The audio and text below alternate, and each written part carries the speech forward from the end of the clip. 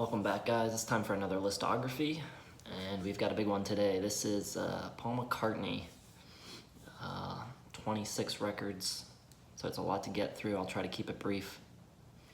We're doing all his studio albums, including his solo material and Wings, as well as the third album by the Fireman.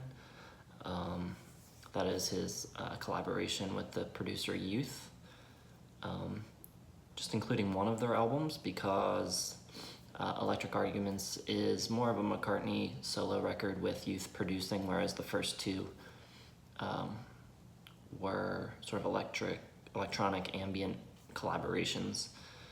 So we're not gonna include those. So 26 records, and let's get it started. Number 26, Give My Regards to Broad Street. So this is only really a studio album by the loosest of definitions. Really was a soundtrack to the 1984 film. A couple new songs here. A lot of the album consists of reworkings of Beatles and a couple Wings and solo songs. No More Lonely Nights is the standout here. It's a pretty good track, even if it is held back a bit by its production. But really not much else here of interest. I'm not really sure why anyone would, prefer these versions over the originals. None of it really improves on the Beatles tracks. That shouldn't be that surprising. All right, moving on, number 25, Off the Ground. So this record comes on the heels of a handful of records of McCartney's that were very heavy on sort of 80s glossy synthy production. This record scales back those sort of qualities, but that doesn't mean that the production here is good. Super vanilla sounding record. Almost sounds like a contemporary Christian album or something. This also might be the only McCartney album that doesn't have a truly great standout track. If I had to pick one, I'd say maybe Wine Dark Open Sea or Mistress and Maid, but really those are good songs but not great. Just very little here to dig into. Just a very bland record. Number 24, I'm gonna call it the Russian album. I believe that title was actually Russian for back in the USSR. This is another album that's, not that of much consequence in his catalog. Just a bunch of old 50s and 60s rock and roll tunes that he covered. It's not really mixed that well, but his voice sounds pretty strong on it. And the version of Bring It On Home, to me, is pretty good. Just a collection of covers. Nothing that significant. So moving on, number 23. This one pains me a little to put this low, but it's the truth. His new album from a couple weeks ago, Egypt Station. I think, in a few years we'll look back at this record and kind of shake our heads at it the way that, we kind of look at his 80s material and question the production on it. It just feels like it's pretty forced. It feels a little desperate to be current. It's just not that great of a record. A couple of the songs, Come On To Me and Fi You, are just kind of embarrassingly bad. Lyrically, a couple okay songs on this record. I like I Don't Know, Hand in Hand, and probably the best moment on the record is the little medley at the end, Hunt You Down, Naked, and Sea-Link. It's pretty decent, but just a couple head scratchers on this one. Not a big fan. Number 22 is Run Devil Run. This is another covers album that he did. There's a couple of original tracks on here, I think 3. But mostly, again, 50s, 60s rock and roll covers. It sounds a little better than the Russian album. The production's a little better on it. and a few more songs that are a bit more enjoyable than on the other covers record. No Other Baby, Movie Mag, and Shake a Hand are all pretty good. Only thing that I really don't like is his sort of Zydeco version of Brown Eyed Handsome Man. But it's an alright record. But yeah, it's just covers, so it's doesn't stand out as a significant album of his. Number 21 is going to be his album prior to Egypt Station, New. This has a lot of the same problems that Egypt Station has. The production-wise, it feels, like a desperate attempt to put something current and modern sounding out. But this is a better record than Egypt Station. It does have the song New and I Can Bet, which are really good songs. And it doesn't have the really, really embarrassing sort of lyrical blunders that are Fi You and Come On To Me. So, yeah, it's not a great record, but it's better than Egypt Station. Number 20, I'm going to go with Tug of War. This is a pretty popular record among McCartney fans. A lot of people really like this record. To me, though, this is the beginning of his sort of 80s dark ages. Just not very great production and kind of mediocre songwriting. There are some really good songs. Tug of War, Wanderlust especially are good songs. But a lot of songs that miss the mark as well. What's That You're Doing, Ballroom Dancing, The Pound Is Sinking, Dress Me Up as a Robber, and of course Ebony and Ivory. Just not great songs, and coupled with sort of bad production make this kind of a tough record for me. So number 19 is going to be Pipes of Peace. This is sort of like a companion record with Tug of War. I would say the production is worse and leans more heavily on the synths and sort of cheesy 80s sound. But I put it ahead of Tug of War because the songwriting and the songs are better. I like the song Pipes of Peace. Say Say Say with the duet with Michael Jackson is great. So Bad is a good song. I like The Other Me, Keep Undercover, Through Our Love. So there's more songs here that I enjoy. Number 18, it's going to be Flowers in the Dirt.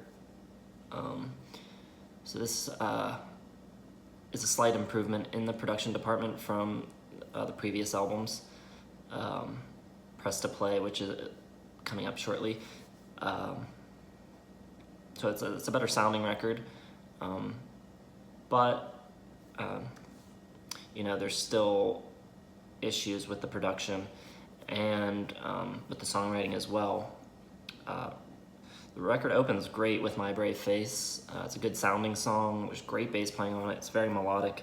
It's a good song. But then the second track on the record is Rough Ride, which is probably the worst song of McCartney's career until Fa You, which beats it. But so then it's kind of a mixed bag with not so great production. Number 17 is going to be Press to Play. This is the album where he really leans into the 80s production. After Tug of War and Pipes of Peace, this thing is just full-on synths and reverb to the max. So much so that it almost reaches the point where it's kind of sounds cool. And this record I put ahead of those others because it has 3 truly great tracks: Talk More Talk, Only Love Remains, and Press. Those are maybe the most essential McCartney songs of the 80s. Number 16, going to be Driving Rain. This might be his least remarkable record. The production sounds pretty good, but not great.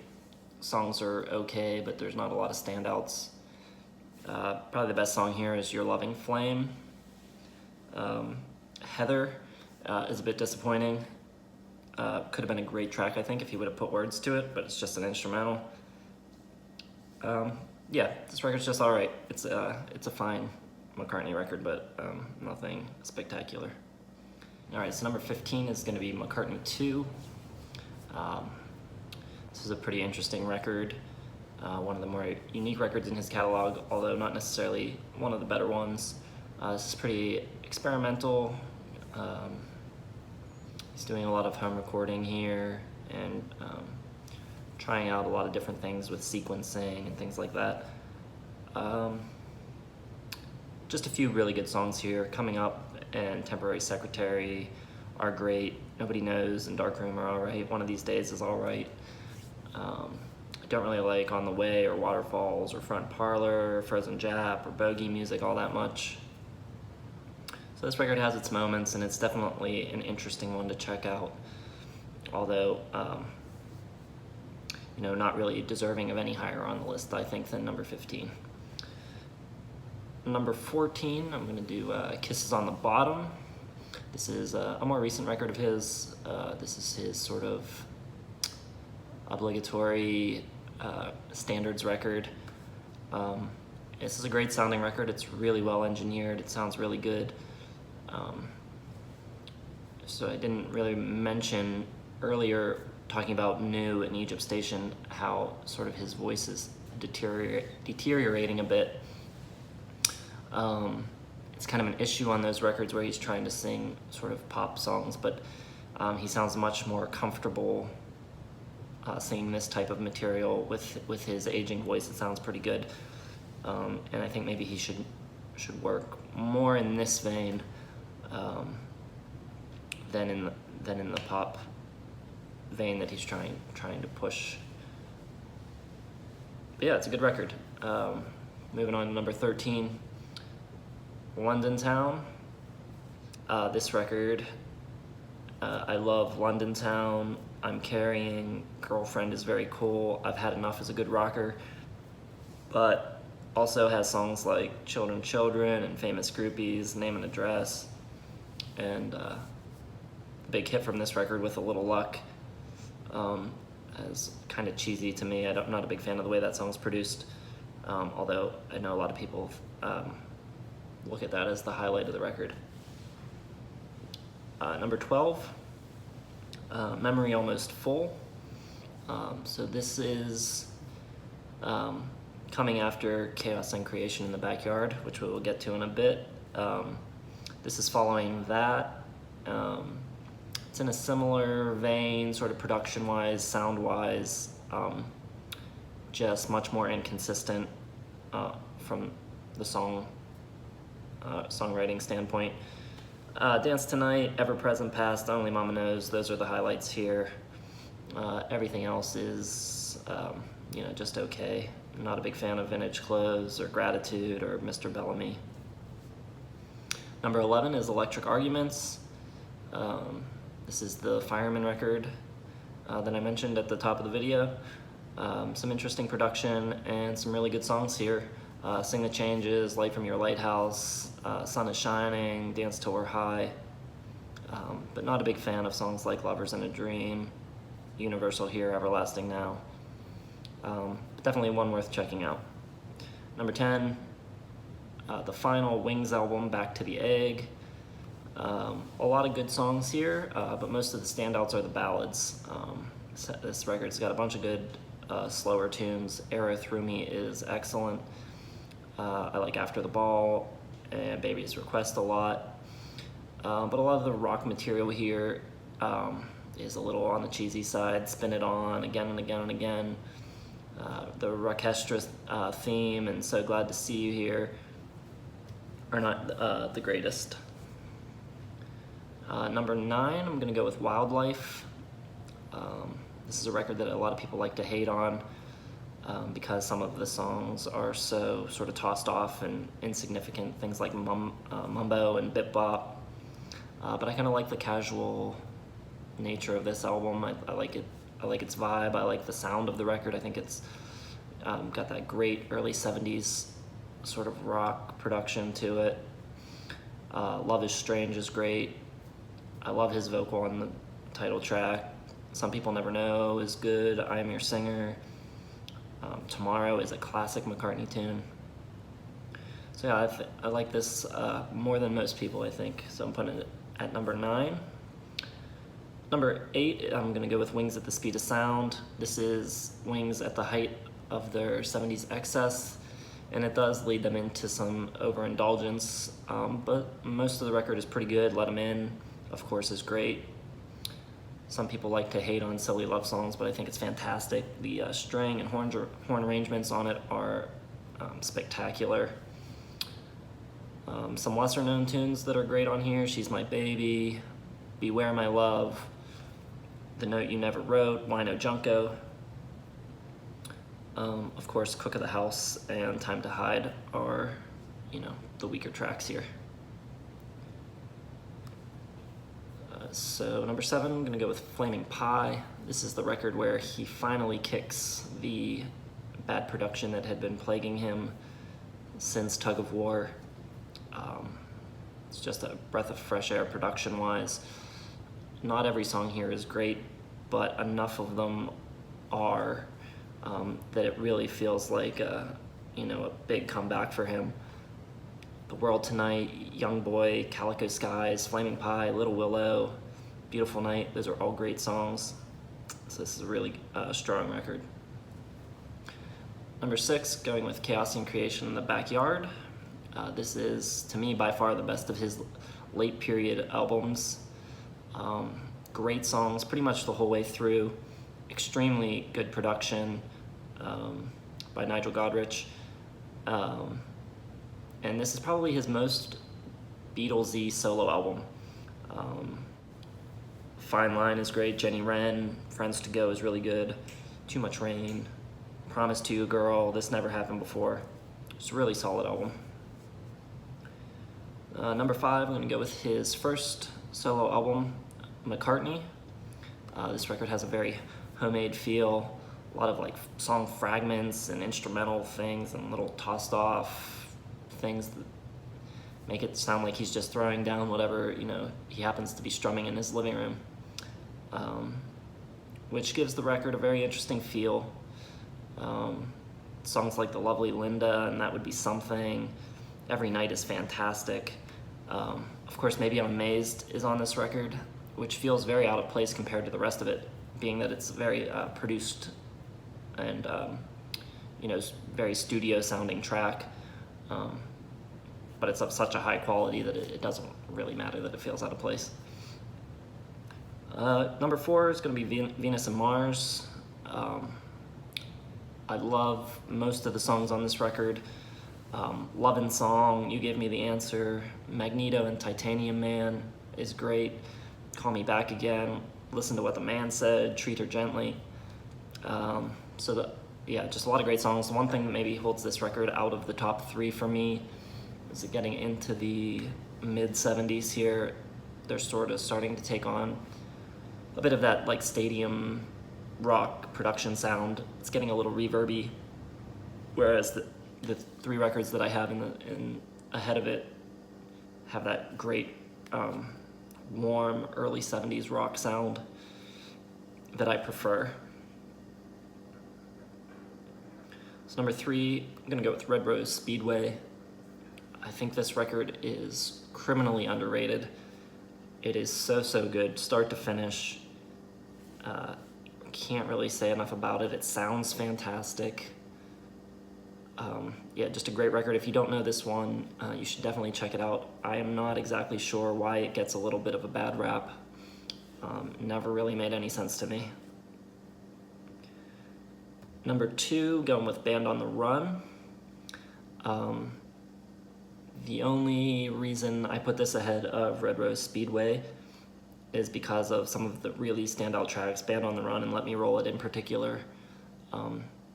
Give it the edge by just a hair. If you took those songs off this record and I was comparing just the rest of it, it would probably fall behind Red Rose Speedway. This is a classic, great songs, pretty much the whole record is great. If you don't know Band on the Run, you're missing out. You gotta check that one out. And number 1 is Ram. It's probably my favorite of any of the solo Beatles records. I think it holds its own against the Beatles catalog very well. Every song is fantastic. It's a very quirky, kind of weird, but it's super melodic. Just a great, great record. Another record that's maybe a bit overlooked. People tend to cite Band on the Run as the best McCartney Wings album, especially from this era, but Ram is just fantastic to me. And I think more people need to dive into that. Especially if you're a Beatles fan at all, Ram is a record that you should really know. Thanks for watching, guys. Please remember, if you enjoyed the video, to subscribe to the channel, hit the bell so you can get notifications, give it a like, and look for us on Facebook and Twitter. And yeah, we'll see you on the next one. Thanks again.